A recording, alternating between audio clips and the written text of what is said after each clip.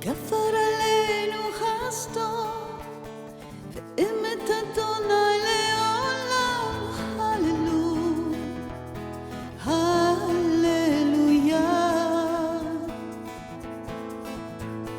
כי כפר עלינו חסדו, ואמת אדוני לעולם, הללויה, הללויה, הללויה.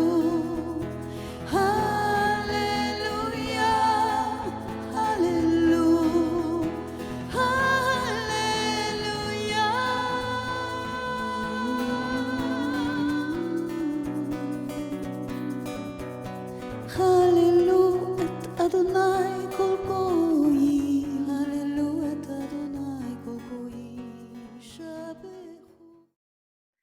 Bonjour tout le monde, nous sommes le 30 octobre déjà, c'est dur à croire qu'on va déjà commencer le mois de novembre bientôt, c'est dur à imaginer, mais voilà, c'est le cas. C'est la semaine prochaine qu'on change d'heure et puis donc un petit rappel pour ceux qui oublient. Aujourd'hui, on commence les élections à Montréal. Je ne sais pas pour les autres régions. Aujourd'hui, on va regarder de nouveau deux des paraboles avec une autre perspective, plus d'informations, je dirais, du trésor caché et de la perle de Grand Prix.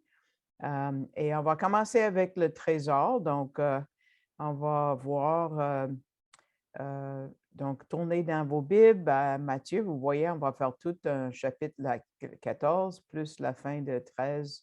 Donc, c'est quand même une grosse section. Donc, si nous lisions Matthieu 13, verset 44. Encore, le royaume des cieux est semblable à un trésor caché dans un champ qu'un homme, après l'avoir trouvé, a caché, comme une deuxième fois. Et de la joie qu'il en a, il s'en va et vend tout ce qu'il a et achète ce champ-là. Donc, le mot en grec, on a les pensées de M. Gabizon plus cette fois-ci, et thessaros, d'où on tire le mot trésor. Et en grec classique, thessaros, c'est une place où on va entreposer, déposer, comme un entrepôt, c'est comme ça le royaume, si vous voulez. Mais quel est ce trésor et pourquoi est-ce que c'est caché dans ce champ? On sait que le trésor, on a vu la dernière fois, ne peut pas être l'Église ou les croyants parce que nous ne sommes pas cachés, n'est-ce pas? On est appelé à être la lumière du monde, comme une ville tout illuminée où les gens peuvent être attirés et trouver le salut. Et Jésus a dit clairement qu'une ville située sur une montagne ne peut être cachée à Matthieu 5, 14. Donc, aussi, on sait que le trésor ne peut pas être le Seigneur ou la parole parce que Dieu n'est pas caché. Combien de fois nous sommes appelés à proclamer l'évangile du Messie? On ne peut pas le cacher, il faut le proclamer. Donc, qu'est-ce qui est caché et aussi qu'est-ce qui est prisé par Dieu dans notre monde présent? Mais c'est tellement bien caché que c'est dur à saisir, mais ce n'est pas si caché. C'est partout dans les Écritures. La dernière fois, on a vu que c'était Israël parce qu'elle est venue de la terre, comme on a vu d'autres passages où la terre est associée avec Israël. Donc, le mot trésor, on va le regarder plus quand c'est utilisé symboliquement, représente toujours Israël. Ariel vient de publier d'ailleurs un livre, si vous lisez l'anglais, Israël, l'héritage de Dieu, The Inheritance of God. Et c'est un livre qui est merveilleux, même l'éditrice a dit tout le monde doit lire ça. La dernière fois, je vais juste vous lire le verset qu'on a vu la dernière fois, qui était Exode 19.5, juste avant que les 10 commandements soient donnés dans le chapitre suivant. Quand Dieu a dit par rapport à Israël, vous serez aussi d'entre tous les peuples mon plus précieux joyau ou trésor. Et on va voir d'autres places. Donc, le prochain diapo, c'est Deutéronome 14.2. Et ça dit, car tu es un peuple saint, consacré à l'Éternel, ton Dieu, et l'Éternel t'a choisi afin que tu sois pour lui. Et là, j'ai mis la Darby, mais on va voir dans d'autres traductions. Donc, en jaune, c'est la partie qui change entre les traductions. Un peuple qui lui appartienne en propre, ça c'est Darby, d'entre tous les peuples qui sont sur la face de la terre. Mais vous voyez, dans la Martin, ça dit un peuple précieux. Et dans le français courant, encore son bien le plus précieux. Et la parole de vie le traduit le plus comme presque toutes les traductions anglaises, qui dit trésor. Donc, pourquoi? Donc, c'est en anglais, ça dit aussi possession, prisée, treasured possession, ou juste treasure. Donc, pourquoi pas en français? Je ne sais pas. Je ne peux pas vous l'expliquer. Mais c'est sûr qu'Israël est un trésor pour Dieu. On va le voir encore. Le mot, c'est Ségoula en hébreu d'ailleurs. Ici, c'est une autre place dans le psaume 135, verset 4, car Yah s'est choisi Jacob, Israël, encore le nom a été changé, pour son Ségoula, trésor particulier. C'est la façon que ça a été traduit. Pourquoi ça n'a pas été traduit? C'est le même mot. Donc, pourquoi ça n'a pas été traduit trésor particulier par les mêmes traducteurs en Deutéronome qu'ici dans les psaumes? Je ne peux pas vous dire. Et la prochaine diapo, on va voir à Malachie, où Dieu dit, « Ils seront à moi mon trésor particulier, dit l'Éternel des armées », le mot Ségoula. Et je veux vous mentionner, je ne sais pas quelle traduction vous utilisez, ou peut-être une paraphrase, comme la Bible du Sommeur, mais c'est important toujours de vérifier un verset en particulier. C'est comme le test pour savoir la position des traducteurs par rapport à Israël. Donc, le test pour vérifier votre Bible à vous ou vos Bibles à vous, si vous en avez plusieurs, c'est toujours de regarder un passage où il y a une séparation claire entre les croyants non-juifs et les croyants juifs, qui est l'Israël de Dieu. Donc, si vous tournez dans vos traductions à vous, ou vous voulez vérifier, par exemple, une nouvelle traduction, regardez toujours Galates 6, 16. Et sans vous donner le contexte, c'est une exhortation qui est donnée aux gens qui lisent ce passage. Donc, on va regarder à l'écran Galates 6, 16, où ça dit et à l'égard de tous ceux qui marcheront selon cette règle, et ça c'est tous ceux, c'est un groupe, paix et miséricorde sur eux, et quel est l'autre groupe? Et sur l'Israël de Dieu. Et si vous regardez dans certaines renditions, je dirais, certains rendements de la Bible, vous allez voir eux sont l'Israël de Dieu. Mais ici, vous voyez que c'est deux groupes différents. Et puis, donc, on voit qu'Israël n'est pas l'Église.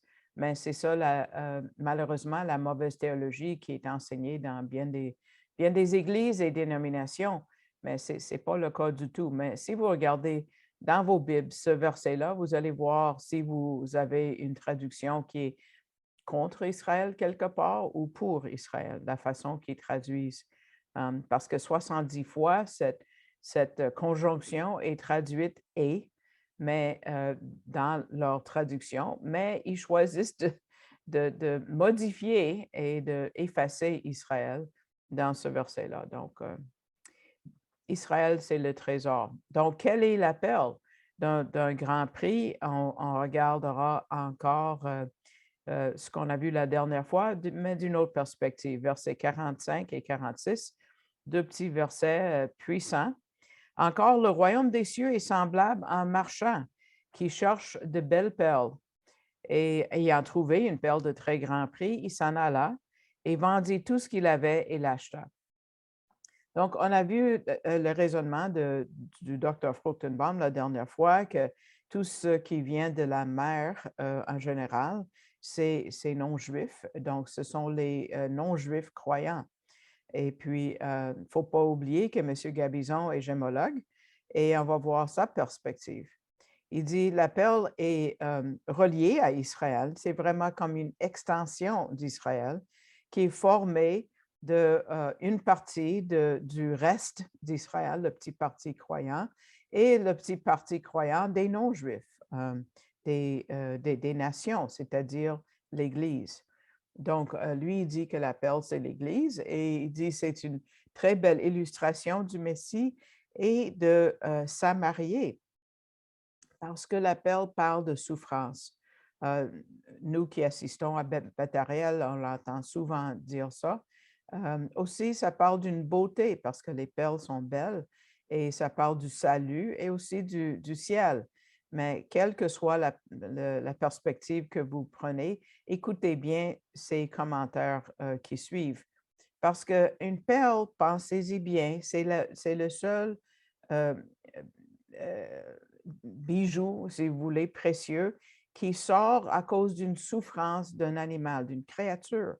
Quand un objet étranger entre dans l'huître, l'huître va se protéger en couvrant cet objet de quelque chose de beau. J'ai oublié de garder le français, mais on dit nacre, peut-être c'est le même mot en français.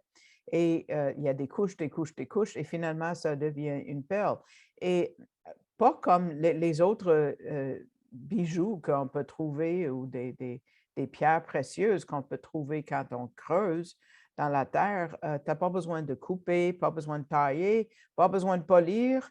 Quand tu le trouves, tu peux l'apprécier, tu peux le porter tout de suite. Même, je n'ai pas pensé, je porte des perles aujourd'hui. C'est comme le salut quand tu le reçois, c'est prêt à porter. Et cette illustration va être éternelle. Pourquoi? Parce qu'au ciel, rappelez-vous que les portes du ciel sont faites de grandes perles. Donc, chacun des 12 portes sont des perles. Donc, chaque fois que tu entres et tu sors de ta place au ciel, tu vas te rappeler comment Jésus a souffert pour vous, parce que c'est sa souffrance, l'illustration ici. Donc, et à la fin, bon, on ne va pas le revoir, mais la parabole du filet, on a vu la dernière fois, qui résume dans le fond les 6 autres paraboles, parce que tout le monde va être trié et séparé.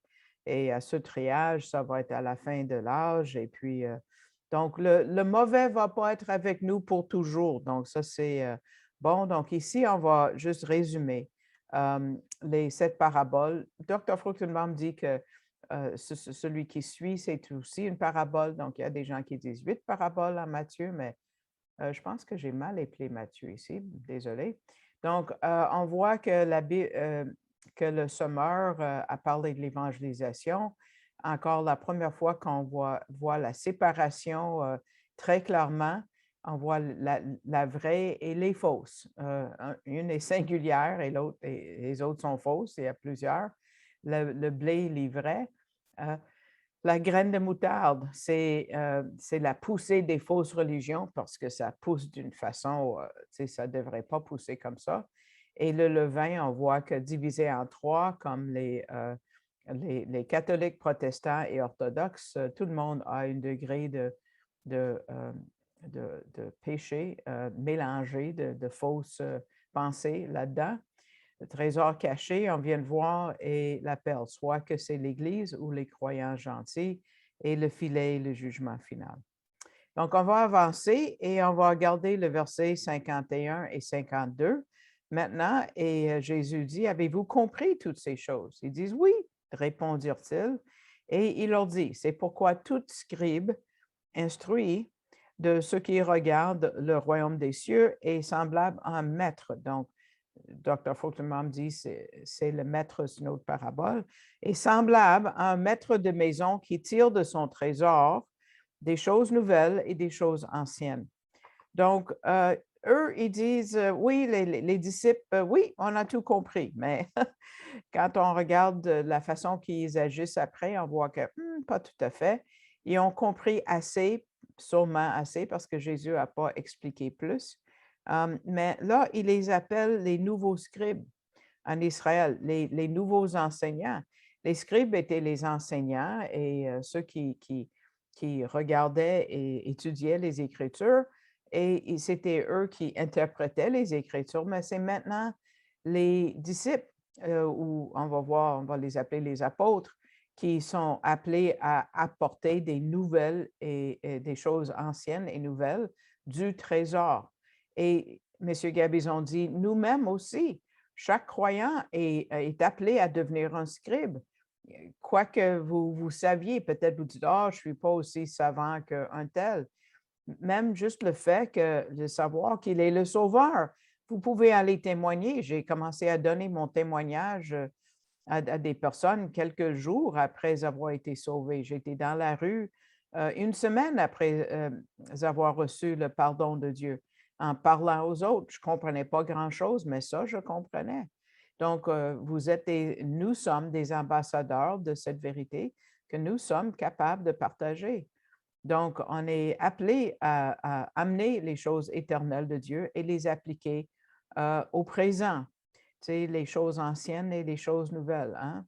Donc, la Bible n'est pas ancienne et M. Gabizon refuse d'appeler l'Ancien Testament. L'Ancien Testament, il les appelle les Écritures hébraïques. Ce n'est pas ancien, c'est actif et dynamique et son enseignement atteint chaque facette de nos vies parce que ça renouvelle notre pensée et ça révèle de nouvelles choses. On continue et puis dans les versets qui suivent, versets 53 et 5 à 58, Jésus retourne chez lui, si vous voulez, à Nazareth. Et la dernière fois il était là, on l'a rejeté. On voulait même le jeter en bas d'une falaise, en Luc 4, on voit ça. Donc, pourquoi il retourne là? Pourquoi leur donner une autre chance? Mais peut-être pour préparer les disciples à leur rejet qui s'en vient. Il dit en verset 27, par exemple, 57, un prophète n'est pas sans honneur si ce n'est dans son pays et dans sa maison.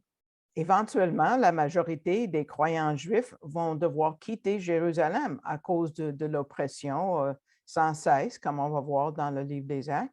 Après le meurtre d'Étienne, on va voir que les apôtres sont restés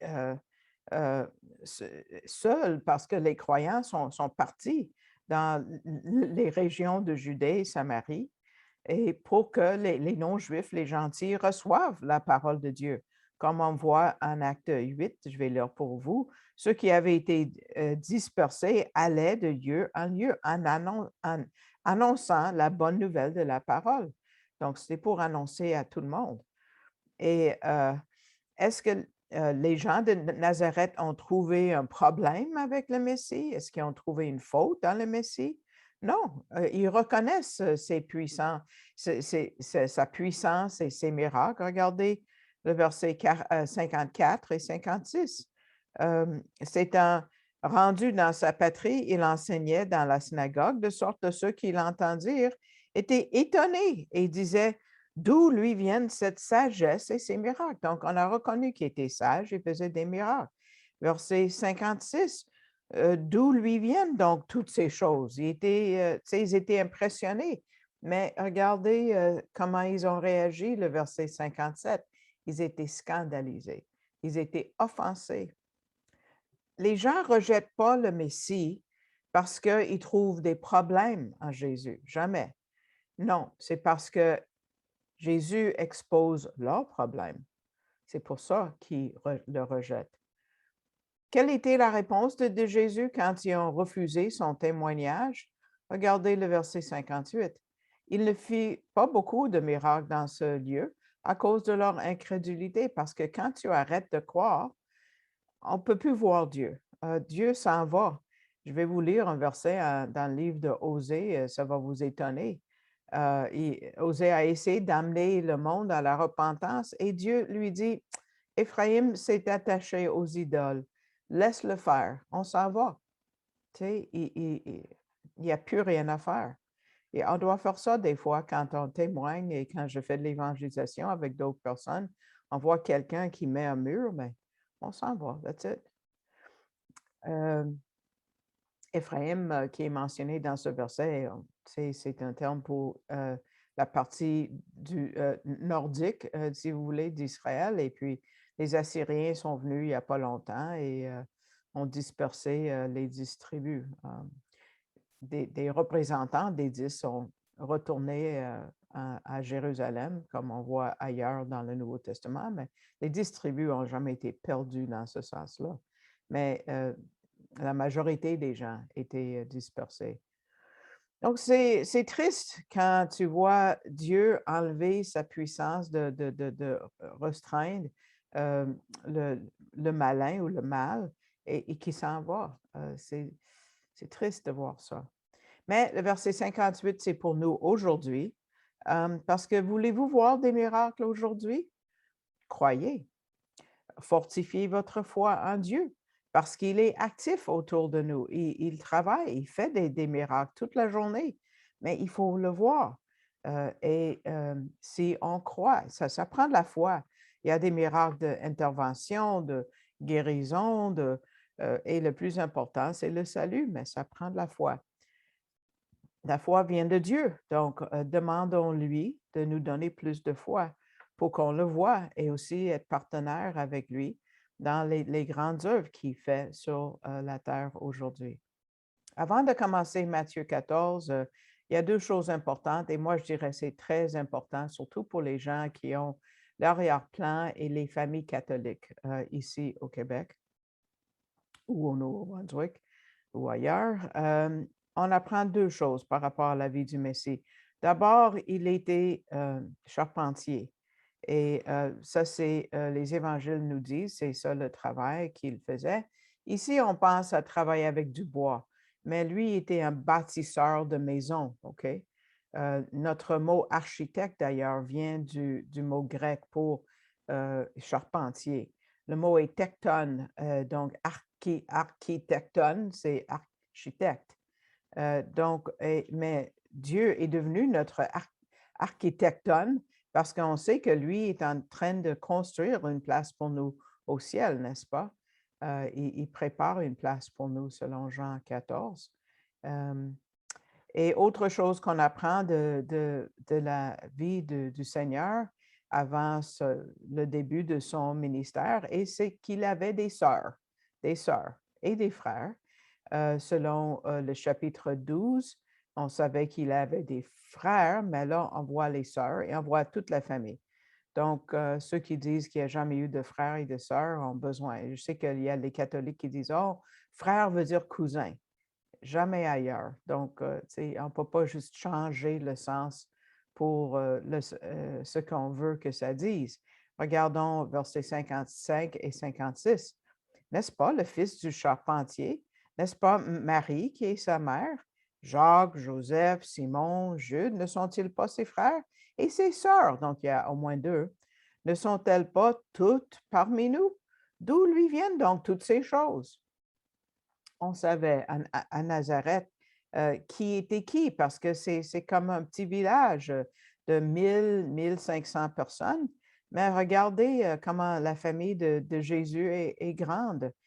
4 frères au moins, donc ils avaient au moins 5 gars et au moins 2 filles. Peut-être plus, mais Jésus était chargé d'une famille d'au moins 8 personnes parce que Joseph n'est pas mentionné ici. Peut-être il est mort, on ne sait pas, probablement. Donc, toute la responsabilité de nourrir et de loger et de diriger la famille est tombée sur Yeshua. Et Jésus s'est jamais marié, mais Jésus savait ce que c'est de travailler fort. Peut-être vous travaillez très fort ce temps-ci. Je parlais à quelqu'un au début de notre temps ensemble qui travaille fort.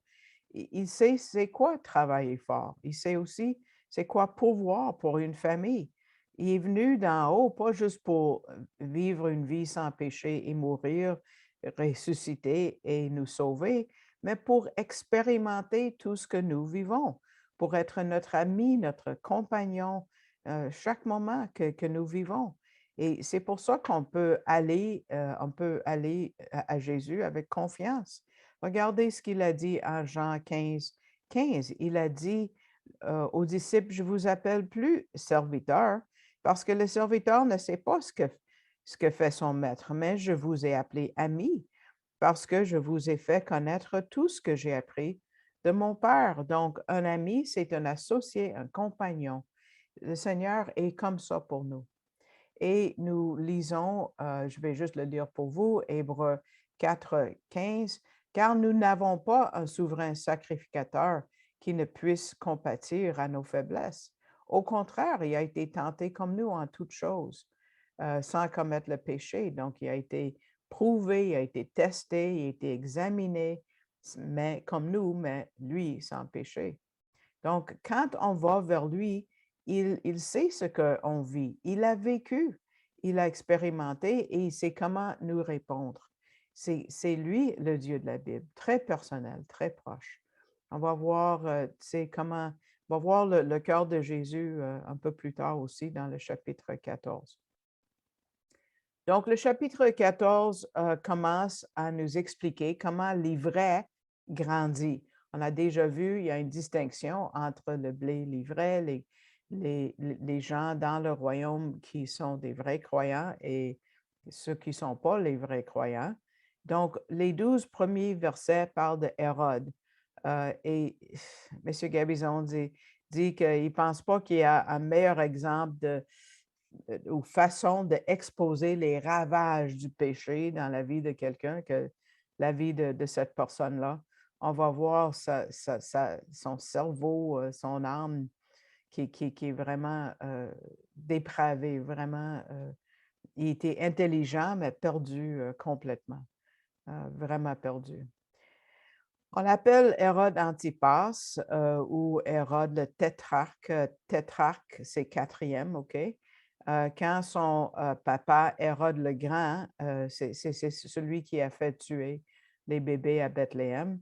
Et quand il a divisé son royaume parmi 4 fils, ou en 4, on voit la carte, Hérode Antipas était chargé de la Galilée et Pérée, qui est au sud-est de Galilée, surtout au sud. Donc, Hérode était chargé de Galilée, vous voyez, dans le nord.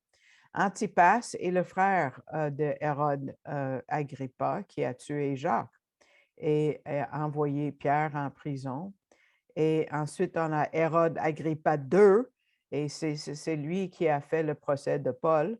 Et il y a un autre Hérode qui s'appelle Philippe. Et Philippe, c'est le fruit d'une liaison entre Hérode le Grand et Cléopâtre. Imagine, quelle famille. Savez-vous ce que Hérode veut dire en grec? Hérode veut dire quelqu'un qui montre l'héroïsme. Ouf. Très ironé, parce que Hérode, c'est le nom d'une dynastie de Idumée. Donc, Idumée, ça vient de Édom, Ésaü, OK? Donc, Ésaü qui a perdu, qui a vendu son droit d'aînesse parce qu'il ne le trouvait pas important. C'est comme Ésaü qui essaie de ravoir son droit d'aînesse tout au long de la vie des Hérodes, si vous voulez. Et M. Gabizon dit, si vous êtes confus par Hérode, 1, 2, 3, 4, faites-vous-en pas, parce qu'à la fin, ils sont tous pareils.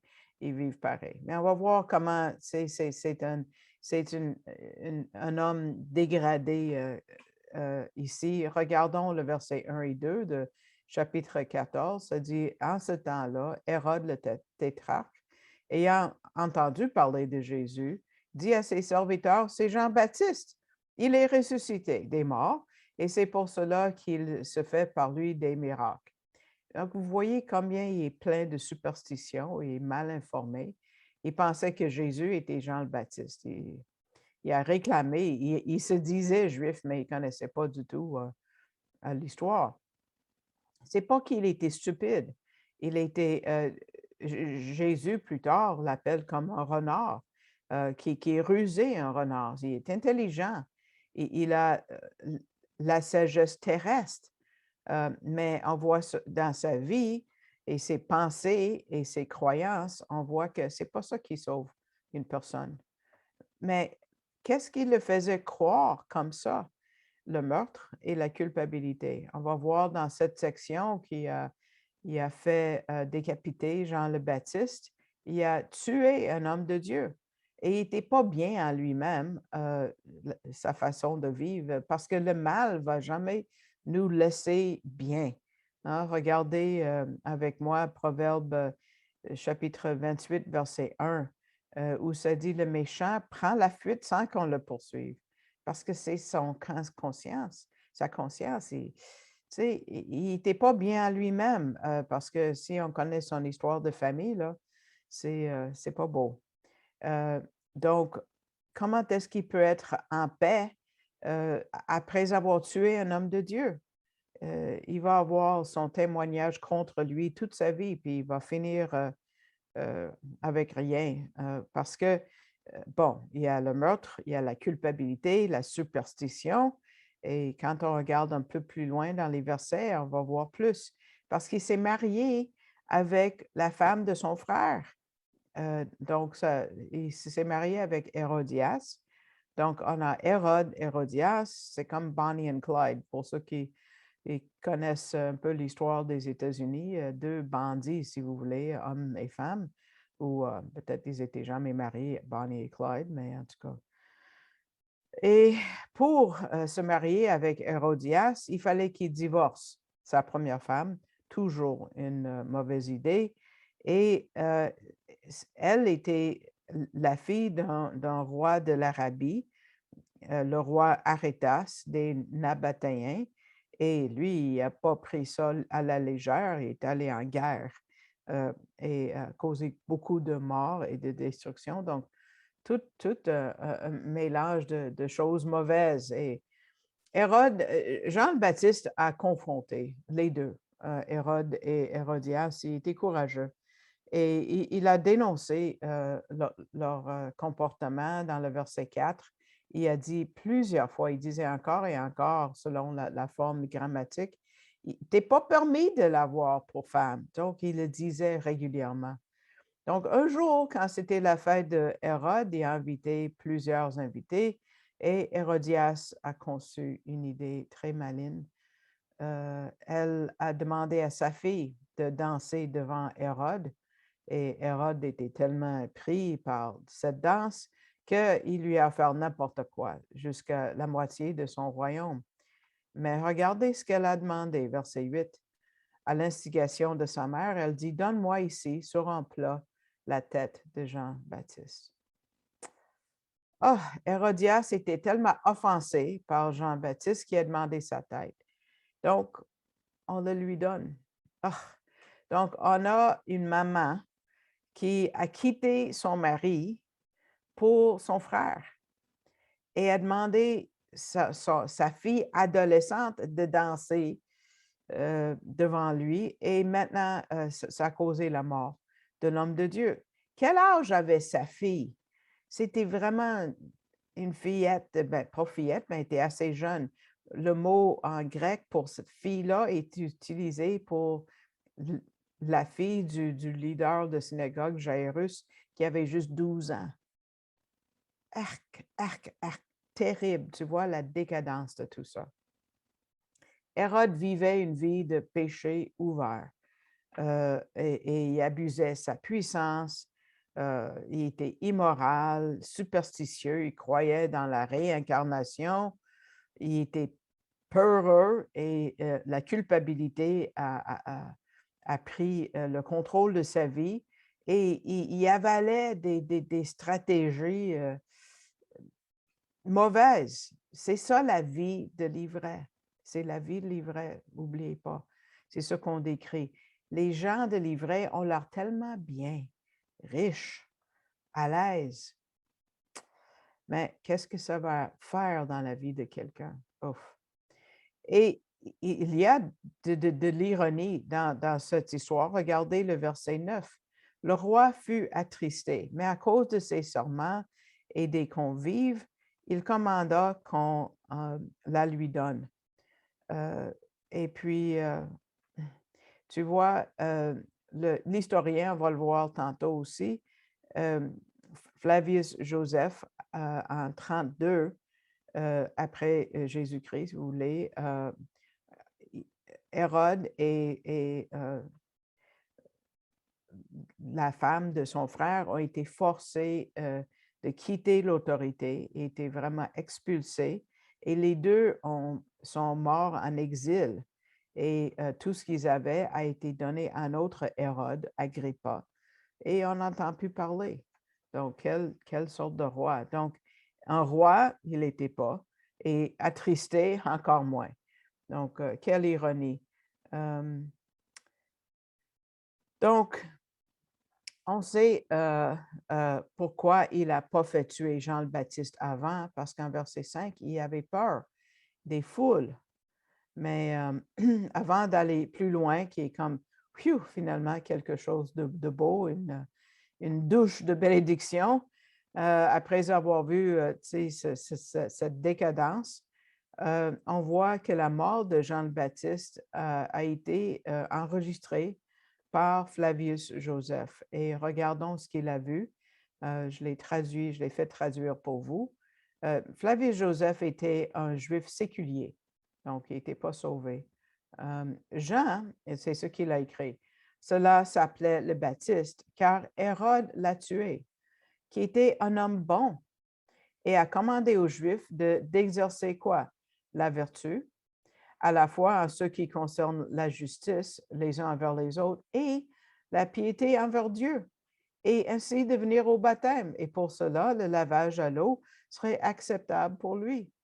Donc, quel beau témoignage, même d'un non-croyant, même les gens séculiers de l'extérieur ont pu goûter la sainteté, l'honnêteté et la bonté de cet homme. Les gens sont impressionnés par ces choses-là. Donc, Jean le Baptiste, c'est un bel exemple à suivre. Ce qui suit, c'est un gros party, mais ce n'est pas le genre de party qu'on vient de voir, pas organisé par Hérode, mais organisé par Jésus, pour le bénéfice des autres, quand il a nourri les 5000. Mais juste avant ce verset, regardons un verset qu'on doit vraiment scruter, regarder comme un cadeau. Le verset 13 du chapitre 14, M. Gabizon met une importance là-dessus que j'aime beaucoup. Et Jésus, l'ayant entendu, évidemment, la mort de Jean le Baptiste, qu'est-ce qu'il fait, lui? Il se retira de là, dans une nacelle et dans un lieu désert, à l'écart.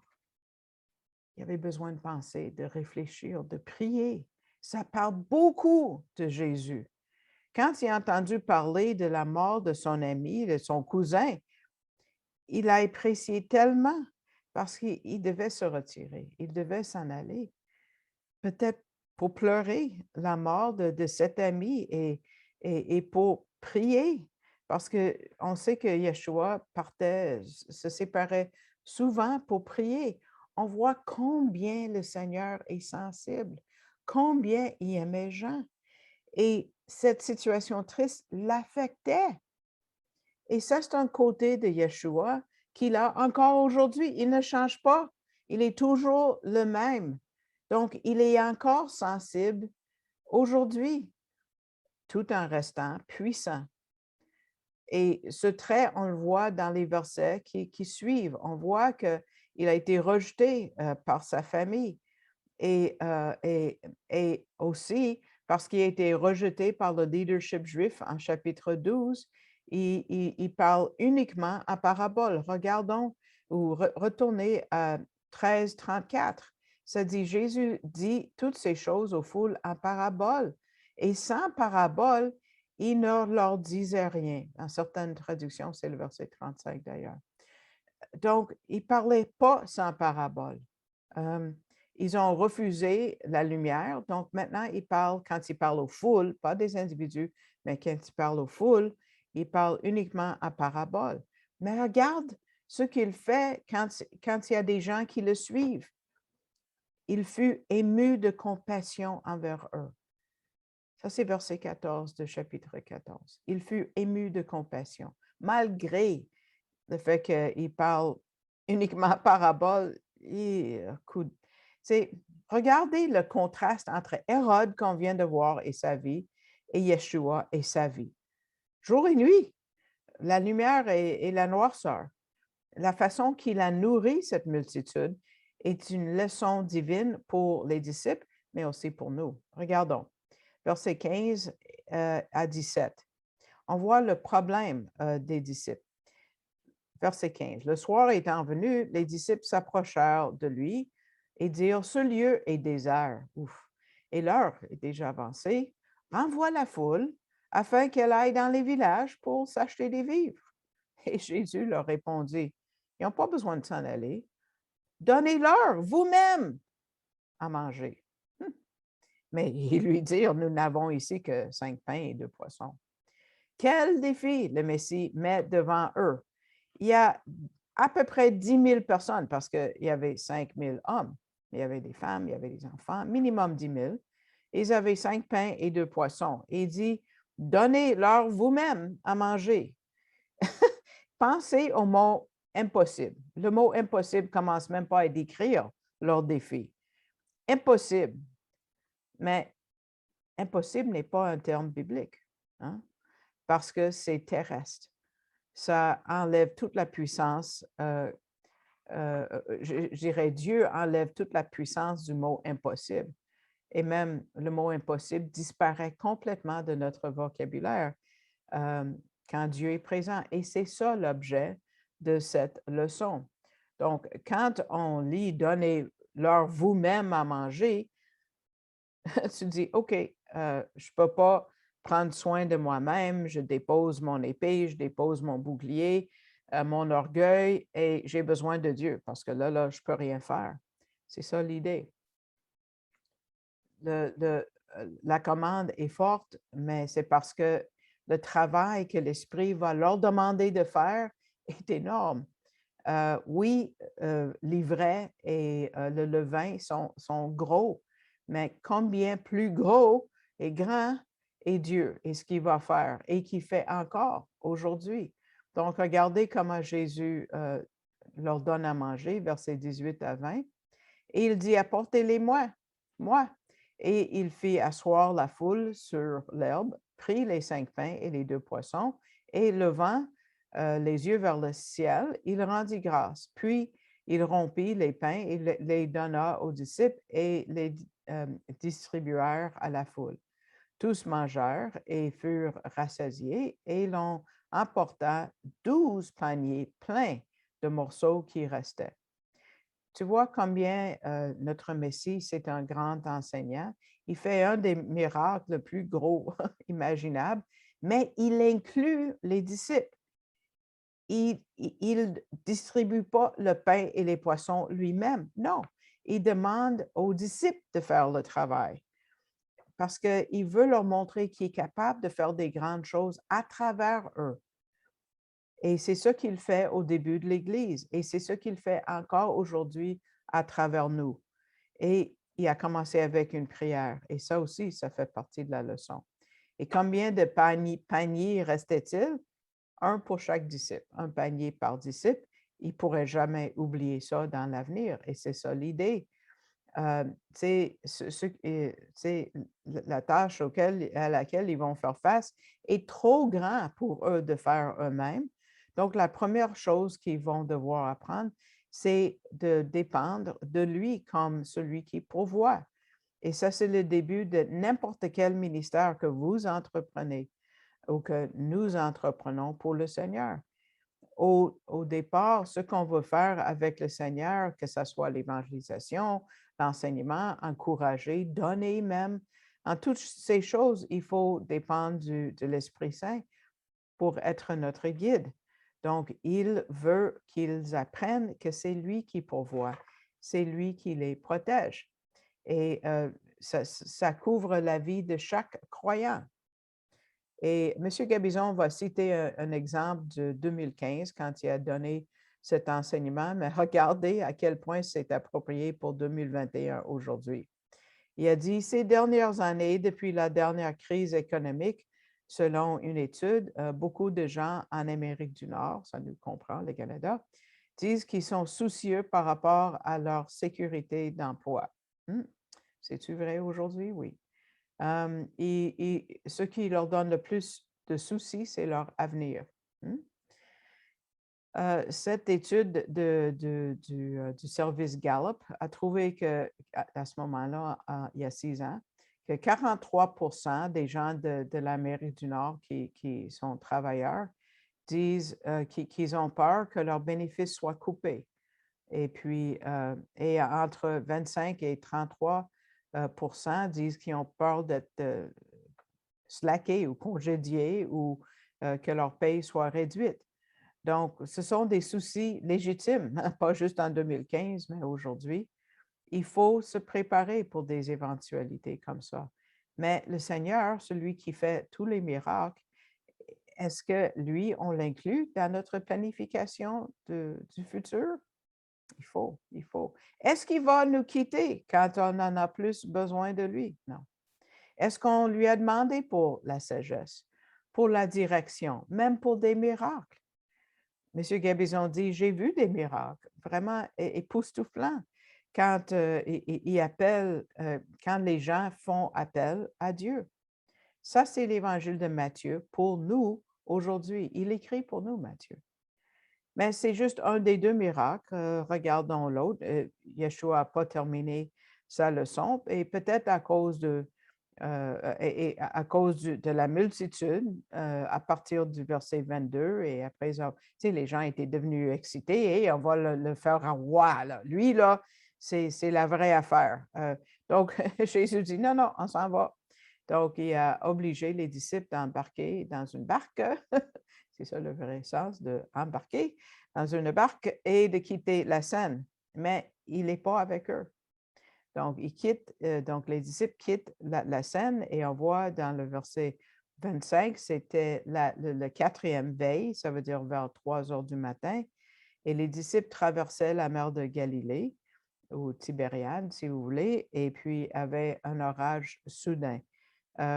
Sûrement, c'était un orage terrible parce que beaucoup d'entre eux étaient des matelots vraiment expérimentés. Et eux, ils avaient peur, donc imaginez.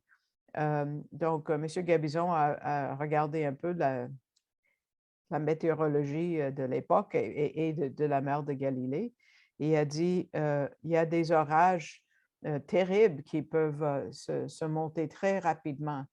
Et parce que la mer de Galilée est peu profonde, juste 200 pieds de profondeur quand c'est à son plus profond.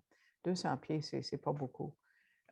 Et on voit que un lac qui est si peu profond peut être fouetté par le vent très rapidement, beaucoup plus facilement que l'eau qui est profonde.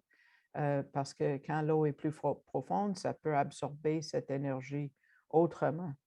Et il y a une grosse différence entre la mer et la terre qui entoure parce que déjà, c'est 200 mètres sous le niveau de la mer et ça cause tout un changement de température et de pression atmosphérique.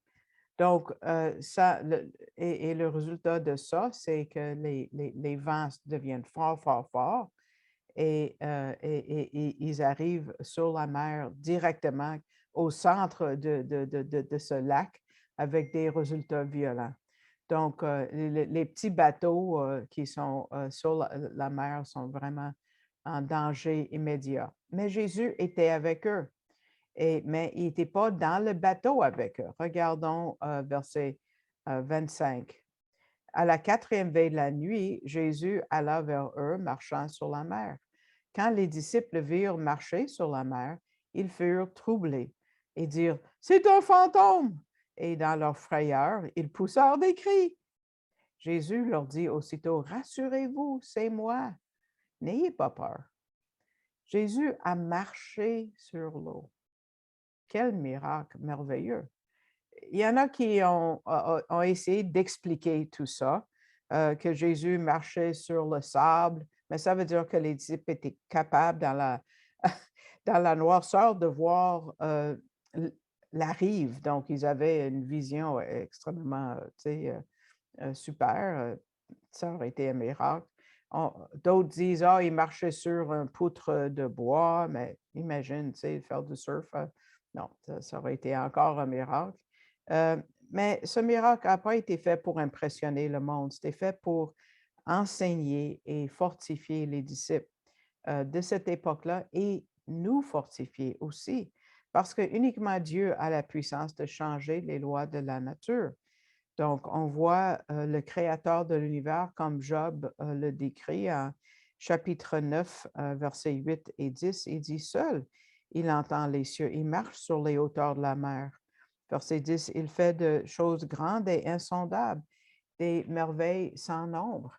Et quand les disciples ont vu ça, ils ne pouvaient pas dire c'était qui.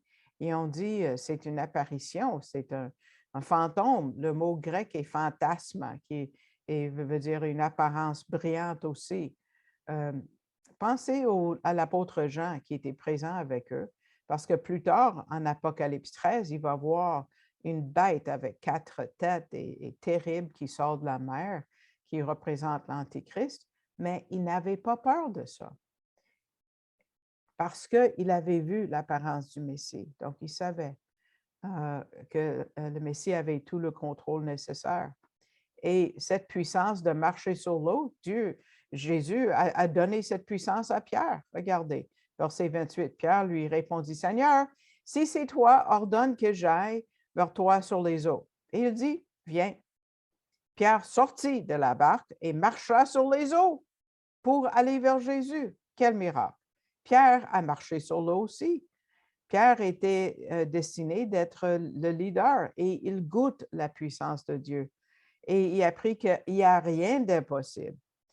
On l'a préparé pour le ministère difficile devant lui, mais ça n'a pas duré longtemps parce qu'il y a une autre leçon, verset 30.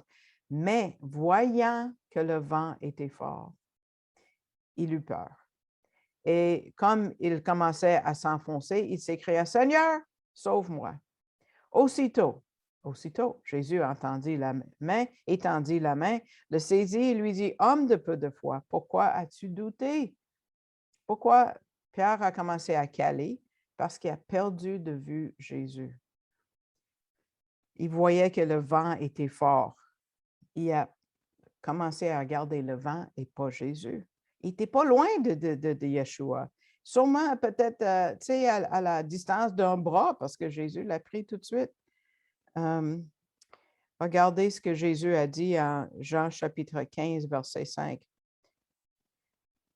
La diapo: Celui qui demeure en moi et en qui je demeure porte beaucoup de fruits, car sans moi, vous ne pouvez rien faire. Vous ne pouvez rien faire, que ce soit dans l'eau, dans la vie de tous les jours, c'est pareil. Ça, c'est la leçon numéro 2.